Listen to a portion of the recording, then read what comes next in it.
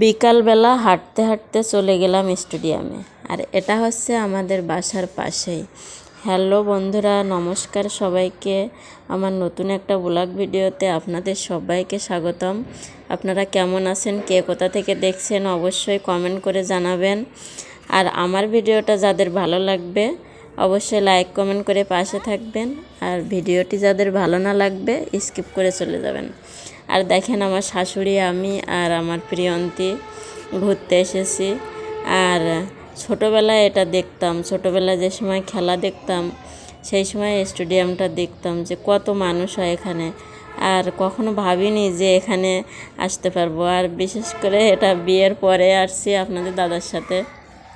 আর আপনাদের দাদা চাকরি করে, মানে বিভিন্ন জায়গায় পোস্টিং দেয় বলে বিভিন্ন জায়গায় দৃশ্য দেখতে পাই আর ভালোও লাগে। তারপরে দেখেন আমরা স্টেডিয়ামের ওপরে গিয়ে কিছু ছবি টবি উঠলাম। আর আপনারা জানেন যে আমার শাশুড়ি আমাদের বাসায় আছে, ভাঙ্গাতে নিয়ে আসছে আর এখানেই থাকবে। আর তারপরে দেখেন আমরা স্টেডিয়াম থেকে চলে আসছি নিচে, ওপর থেকে নিচে চলে আসছি। তারপরে হাঁটতে হাঁটতে আরেক পাশে চলে গেলাম। আমার মেয়েটা শুধু বাসায় যাবো করতেছে, তা আমি বললাম যে না, একটু পরে।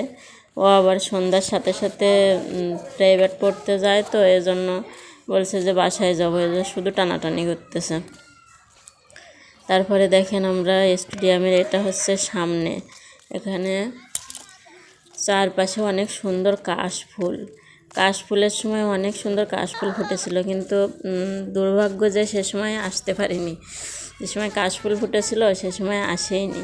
কাশফুলের কোনো ভিডিওই আপনাদের সাথে শেয়ার করতে পারিনি আমি, কারণ কাশফুলের সময় আমি বের হতে পারিনি, যাইতেও পারিনি কোনো জায়গায়। তারপরে দেখেন আমরা হাঁটতে হাঁটতে এসে দেখলাম যে একটা ঘোড়া, কী সুন্দর। আর আমার মেয়ে তো হাত ধরে টেনে নিয়ে যাচ্ছে ওর ঠাম্মার।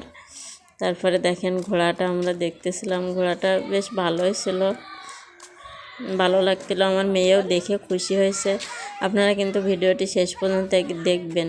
ভিডিওর শেষে একটা চমক আছে, আমাদের একটি ক্ষুদে শিল্পীর নাচ আছে।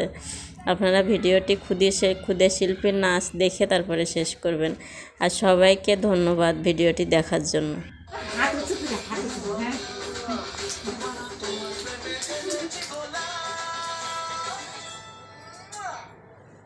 It's 100%.